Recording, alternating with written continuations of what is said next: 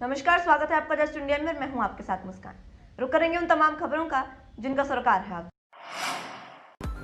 खबरों के प्रायोजक हैं आरोग्य मास्क लगाएं, कोरोना से सुरक्षित रहें। Kamal Chalk Industries, a trusted school of chalk, manufacturers and suppliers of chalk, color chalk, duster, mask, sanitizer, etc. Asian colour coated Ispat limited, आपका विश्वास हमारी पहचान। मेडिफिर international, taken a step to keep you safe from corona virus. रंज किया showroom in Rohtak and Bahadurgarh. Showroom पर आएं, test drive लें और गाड़ी बुक कराएं। बुलेटिन का आगाज इस वक्त की बड़ी खबर के साथ करेंगे। इस वक्त की बड़ी खबर बता दें आपको, किसान आंदोलन का आज दूसरा दिन रहा जो बेहद तनावपूर्ण रहा। आज का दिन भी पूरी तरह से तनावपूर्ण रहा। किसानों की आज की बैठक भी बेनतीजा रही है। मुरारी मैदान और टिकरी बॉर्डर में से एक में प्रदर्शन के लिए फैसला करने पर जो बैठक हो रही थी वो पूरी तरह से बेनतीजा रही। इसके बाद कल फिर से किसानों की बैठक होगी और फिलहाल किसान सिंधु बॉर्डर पर ही रहेंगे। वहीं केंद्र सरकार द्वारा लागू किए गए 3 कृषि कानूनों के खिलाफ किसानों का विरोध प्रदर्शन लगातार जारी है। किसान संगठन एकत्र होकर दिल्ली कूच कर चुके हैं। किसान अपनी मांगों को मनवाने के लिए खेतों से निकलकर सड़कों पर आ चुके हैं। प्रशासन और किसानों के बीच जद्दोजहद जारी है। इसी बीच किसान आंदोलन को लेकर हरियाणा के मुख्यमंत्री मनोहर लाल का बयान सामने आया है। सीएम ने कहा कि यह आंदोलन पूरी तरह से पंजाब के किसानों द्वारा खड़ा किया गया है और उन्होंने ये भी कहा कि यह आंदोलन पूरी तरह से राजनीतिक और सुनियोजित तरीके से खड़ा किया गया है। आंदोलन को लेकर सीएम ने कहा कि हरियाणा के किसानों ने इस आंदोलन में हिस्सा नहीं लिया है और इस आंदोलन को पूरे तरीके से पंजाब के किसानों द्वारा ऑपरेट किया जा रहा है।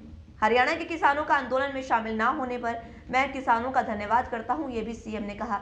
उन्होंने कहा कि हरियाणा पुलिस ने संयम और धैर्य का परिचय दिया है।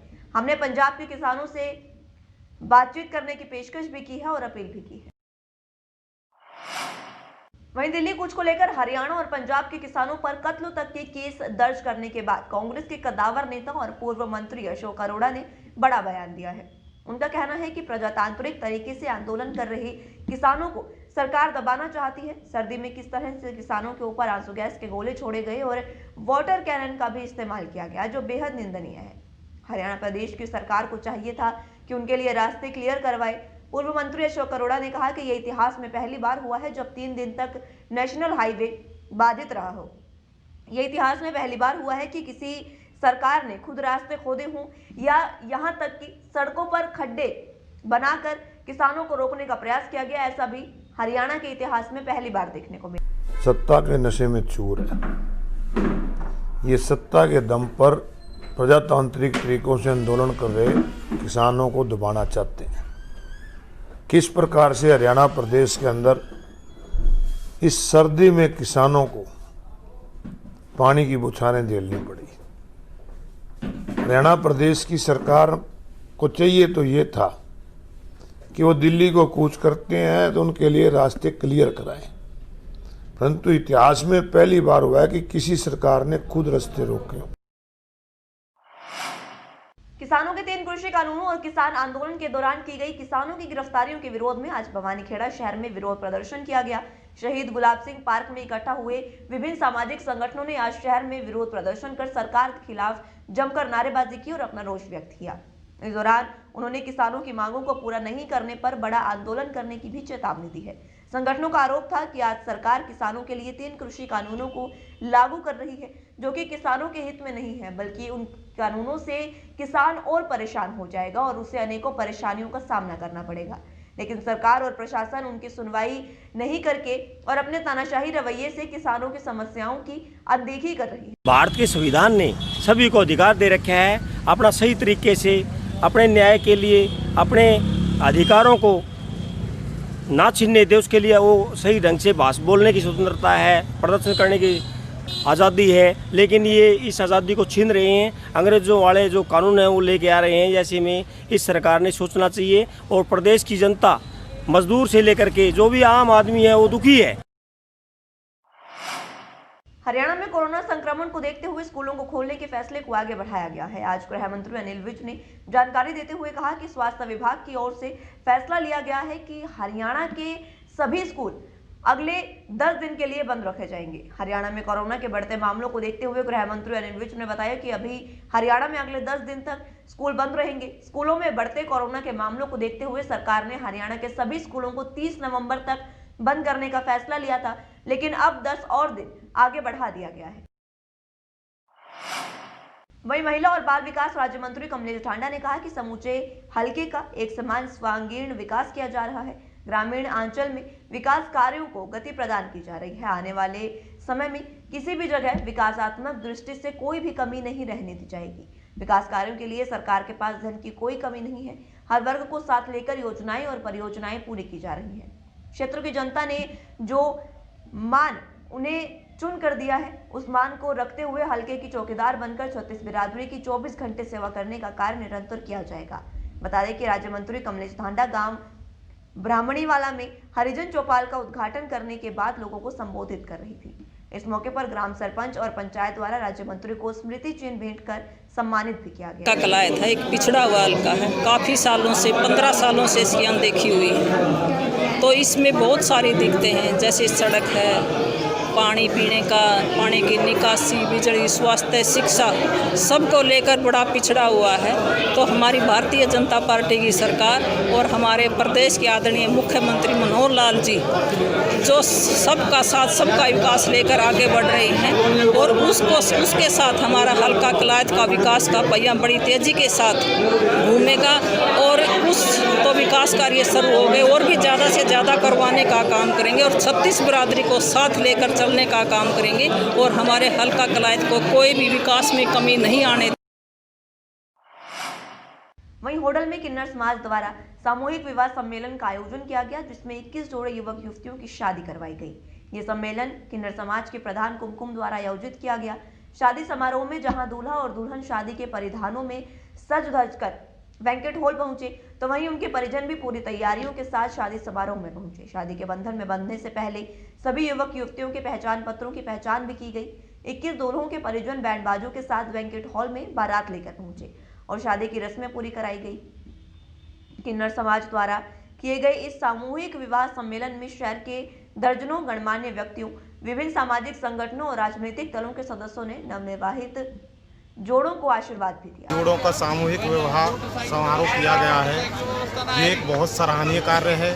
21 जोड़ों की इसमें शादी किन्नर समाज ने की है और किन्नर समाज हर वक्त कोई भी काल रहा है, जैसे कोरोना काल भी रहा है या ये सामूहिक विवाह रहे हैं, इनमें बढ़ चढ़कर भाग लेता है और मैं तो किन्नर समाज का बहुत बहुत धन्यवाद करता हूँ। मैंने जो है ना शहरवासियों के सहयोग से और अपनी नेक कमाई से 21 लोगों का सामूहिक सम्मेलन किया है, जिसमें 21 जोड़ों का और कुछ लड़कियां जो है ना हमारे होडल की हैं और 2 लड़की कामा की हैं, 2 नवीपुर की हैं यूपी से और 2 जो है ना बड़का बुकरारी से हैं और क्या नाम लेते हैं ऐसे करके कोई कहीं से कोई कहीं से। तो ये 21 जोड़े हैं सर, जिसमें मैंने 5 चीज़ें सोने की और बेड, अलमारी, कुर्सी, मेज, कंबल, तकिए, रजाई वगैरह सब सामान अपनी नेक कमाई से जो दे रही हूँ। वहीं वैश्य कॉलेज रोड से जैन बगीचे में एलपीएस बोसाट के संस्थापक स्वर्गीय सेठ विमल प्रसाद जैन की 29वीं पुण्यतिथि के अवसर पर विशाल भंडारे और कंबल शॉल वितरण समारोह का आयोजन किया गया। इस दौरान मीडिया प्रभारी राजीव जैन ने बताया कि वैश्य कॉलेज रोड स्थित श्री दिगंबर जैन बगीचे में उनके समाधि स्थल पर एलपीएस बोसाट के एमडी राजेश जैन, विजय जैन और परिवार द्वारा 2 मिनट का मौन रखकर श्रद्धांजलि दी गई। श्रद्धांजलि सभा पर सभी ने पुष्प अर्पित किए और दीपक और मोमबत्ती जलाई। साथ ही दिगंबर जैन मंदिर के सभी ने दर्शन भी किए। इसके अतिरिक्त कई जगहों पर परिवार द्वारा भंडारों का भी आयोजन किया गया और काफी संख्या में खाद्य सामग्री का भी वितरण किया गया। साथ ही जनसेवा संस्थान में भी प्रार्थना सभी की गई और सभी के लिए भंडारे भी लगवाए गए। समस्त जैन परिवार हमारे फादर विमल प्रसाद जैन की 30वीं पुण्यतिथि पर और मेरी मदर की फर्स्ट पुण्यतिथि पर एकत्रित हुए हैं जैन बगीची में। तो सारे परिवार ने मिलकर बाबूजी को, हमारे जैन फादर, जैन मदर को श्रद्धांजलि अर्पित करी और इसी के उपलक्ष्य में 3 तारीख को दिव्यांग दिवस पे, जिस दिन मेरी मदर की फर्स्ट पुण्यतिथि है, तो उसको हम हरिओम सेवा दल में सेलिब्रेट करेंगे। तो उस दिन हमने पहले 2 कैंप लगाए थे तो जिसमें जिन लोगों को दांतों के डेंचर्स, कानों की मशीनें, ट्राईसाइकिल्स, चश्मे और लेडीज़ को बाइसिकल और एक वो दिया जाएगा। यमुनानगर जिले में पिछले काफी समय से व्हाट्सएप ग्रुप अलग अलग लोगों द्वारा चलाए जा रहे थे, जिनका कार्य पुलिस और आरटीओ विभाग के अधिकारियों की रैकी करना था। ये अधिकारी किसी भी इलाके में चेकिंग के लिए जाते, उन इलाके के वाहन चालकों को व्हाट्सएप ग्रुप में संदेश भेज दिया जाता, जिसके बाद वाहन चालक उन सड़कों को छोड़ देते थे। इससे ओवरलोडिंग का खेल लगातार जारी रहा, जिससे सरकार को करोड़ों रुपए का नुकसान भी हुआ। अब ऐसे व्हाट्सएप ग्रुप के एडमिन के खिलाफ मुकदमा दर्ज कर उसे पुलिस ने गिरफ्तार कर लिया है। यमुनानगर आरटीओ इंस्पेक्टर पूरन सिंह ने थाना साढौरा में दर्ज करवाई शिकायत में बताया कि वो साढौरा की से कालेआम रोड पर ओवरलोडेड वाहन की जांच के लिए जा रहे थे। इस दौरान एक गाड़ी उनका पीछा कर रही थी। शक होने पर गाड़ी को रोककर चेक किया गया और गाड़ी में बैठे व्यक्ति से मोबाइल काबू किया गया तो उसमें भाईचारा नामक ग्रुप देखा गया, जिसमें कई लोग शामिल थे। पूछताछ में पाया गया कि ये ग्रुप वाहन चालकों को सूचना देता था, जिस पर वाहन चालक इधर उधर हो जाते थे।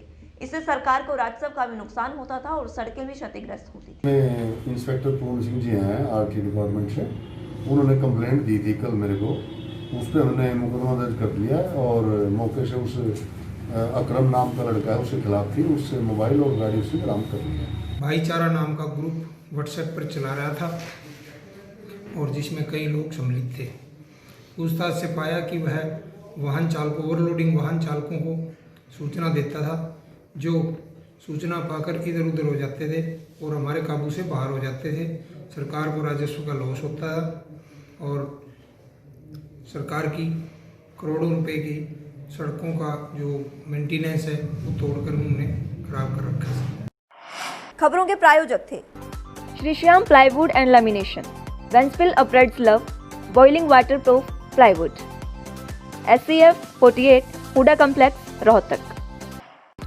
Kamal Chalk Industries, a trusted school of chalk, manufacturers and suppliers of chalk, color chalk, slate pencil, duster, dustless chalk, housekeeping material, mask, sanitizer, hand wash. Office number 201, first floor, Town Center Mall, D Park, Model Town, Rohtak. Corona महामारी से लड़ने के लिए आरोग्य mask लाया है आपके लिए सबसे आधुनिक मास्क। इसके साथ ही आपको मिलेगी आधुनिक PPE किट, वो भी बहुत ही सस्ते रेट पर। contact@arogyamask.com पर जाएं और हमसे संपर्क करें या फिर www.arogyamask.com से जुड़ें। इसके साथ ही आप हमें कॉल कर सकते हैं। हमारा पता है Anand international, plot number 181, Panipat, Haryana. Be Fast Fit, India's fastest growing fitness chain, now at Rohtak D Park.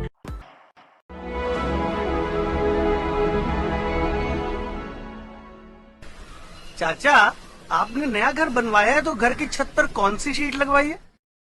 बेटा, मैंने अपने घर की छत पर एशियन शीट लगवाई है, क्योंकि वो कभी न मिटने वाले ओरिजिनल निशान की चादरें हैं। साथ में ISI का चिन्ह, 5 साल की वारंटी के साथ साथ पैसों का सही मूल्य देने वाली वही इकलौती शीट्स हैं। क्योंकि नाम नहीं, पहचान जरूरी है। फिलहाल के लिए इस बुलेटिन में इतना ही। जुड़े रहिए जस्ट इंडिया के साथ। नमस्कार।